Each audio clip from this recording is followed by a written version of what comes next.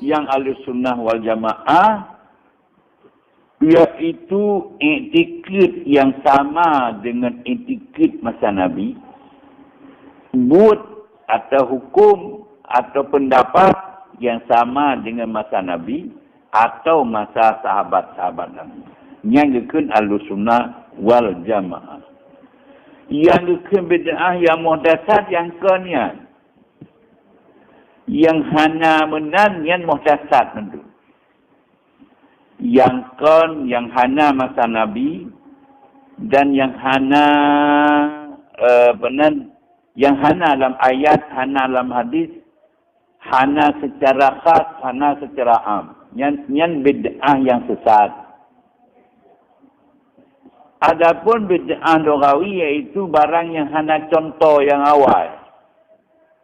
Hana contoh yang keawalnya bid'ah itu. Hana lemna contoh yang kawal. Nyan bid'ah. Jadi makanya bid'ahnya terbagi kepada 5 buah hukum. Nyan bid'ah lughawi yang terbagi kepada 5 buah hukum. Nah yang wajib bid'ah tapi wajib. Ya, bid'ah lagi berkitab Arab, berkitab Nahu, berkitab Tauhid. Berkitab Nahu sarafnya, nya bid'ah.